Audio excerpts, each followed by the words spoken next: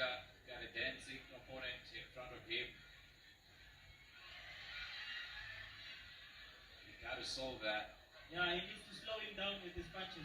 He really needs to slow him down with his punches.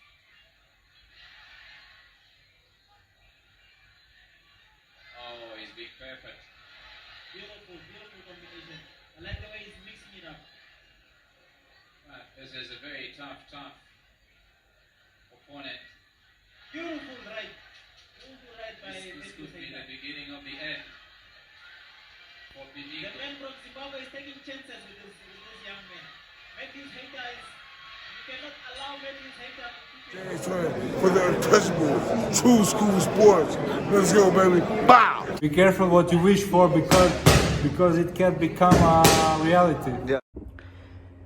The untouchable True School Sports Empire proudly presents something the boxing game's missing. Hey, what's going on? It's your boy BT. I came here to talk some boxing with the thousands of True School Sports subscribers. All right, so I had to really test my research skills and test how really good I am at making videos about boxing here on YouTube, because this guy right here, this fighter that I'm about to talk about, he's an unknown commodity. There's not a whole lot about this guy out there on the internet. There's not a whole lot of footage to go off of, but he is ranked. He is the number 13 ranked WBO featherweight contender, and he is from Africa. He is coming to you guys live and direct from Namibia, and I think he's worth talking about because you guys know I love the featherweight division, and I like knowing about every fighter in the featherweight division that's ranked and that's potentially going to be on the world stage. And I do have a soft spot for African fighters because I do feel like African fighters have the most hurdles and odds to overcome in boxing. So it's always interesting to see an African fighter climb the ranks. So we're talking about number 13 ranked contender Mateus Heita from Namibia. And I was watching him fight, and you know, when it comes to African fighters, generally speaking, what I normally expect when I see an African fighter who hasn't fought outside of Africa, I always expect to see a fighter that can normally punch, which he can.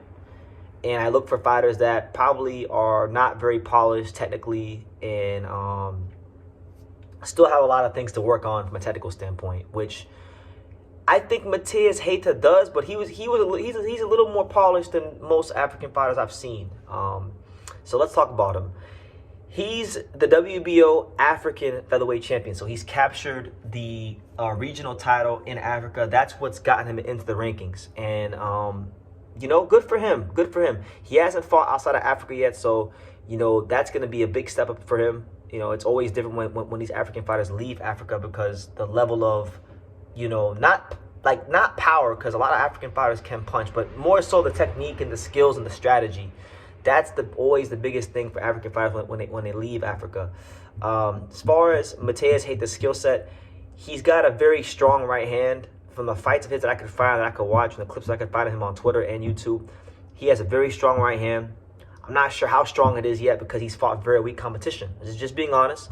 But again, even if he's fought weak competition, he's knocked out 9 of those 13. So he does have some pop, and you can tell by the sound and the placement and the way he turns him over that there is some power in those punches. So as far as his journey in boxing, Mateus Heita started boxing at age 12 at a gym called Cheetah Boxing, which I'm not sure where that is, but I'm going to assume it's in Namibia.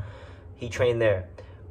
He's got heavy feet, but he's got heavy hands. So he's a fighter that when I look at the way his feet are, Mateus Heita is a fighter that I feel you could probably outbox because his feet aren't very light, but you can't exchange with him too much because if he hits you the wrong way, you're going to feel it and you're going to get hurt. Now, one of the things that surprised me the most about Mateus Heita was actually his jab. I thought he actually has a decent jab.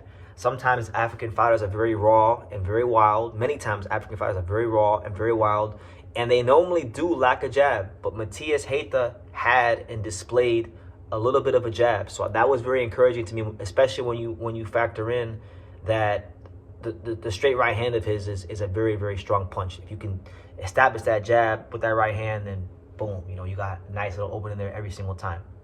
Boom, every time. So good stuff there. As far as his weaknesses, I think defensively he has some weaknesses. Like I think Mateus Heita could be susceptible to right hands, and more so right hand counters because of the way he defends. He leads his lead hand down low, and he's trying to do like a Philly shell at times, and one thing about the Philly shell system, it's a real meticulous, detail-orientated system, and it takes years to master. And it's one of those things. The Philly shell is one of those things that where if you don't master it and you're kind of just doing a half-ass, more times than not, you're gonna wind up getting hurt and getting your ass kicked. So I think defensively, there's still some things he has to improve upon. I think his balance needs a little bit of work, but it's not, again, it's more polished than a lot of African fighters I've seen. I think in some of the fights of his I had a chance to watch, and clips I had a chance to watch, he did at times show some slickness in the pocket at times. He doesn't have very nimble feet. He's not like a very light guy on his feet. His feet are very heavy, but his upper body movement was very loose, and he had good upper body movement, so he was able to slip a lot of these shots in the pocket and do his thing. So yeah, I think he's solid. I think he's a solid fighter. I think I'm not sure. There's very little out there about him. I'm pretty sure I'm the first American YouTuber to talk about this guy. I don't know what his whole situation is, but I think if he can get the sooner he can come to America, or even go to somewhere like the UK, or just somewhere where there's more high-level professional sparring, I think that'd be good for him, because he's gonna need to get his ass kicked in sparring to sharpen up on some things. Because again, still raw, but he does have punching power. Like there's building blocks there. There's punching power. There's a decent jab there, and there's decent like upper body movement. So you can work with those things. He's a fighter that I think with the right development could be in some real good fights here at featherweight. You can't teach punching power. He has it.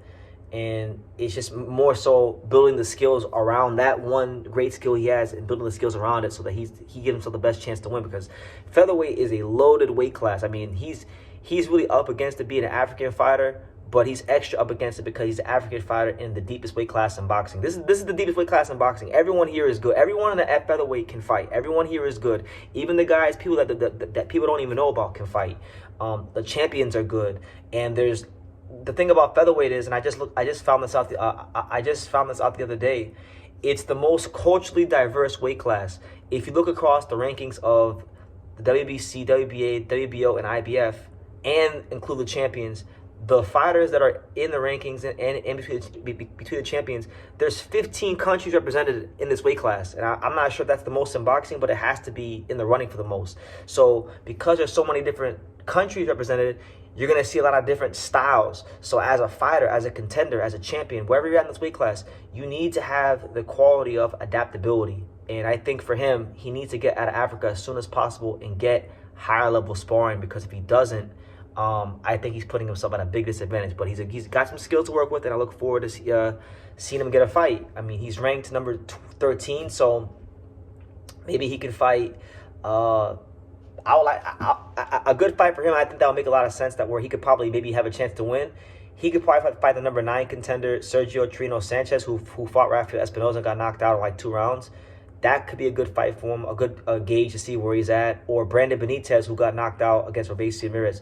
Those are good fights for him.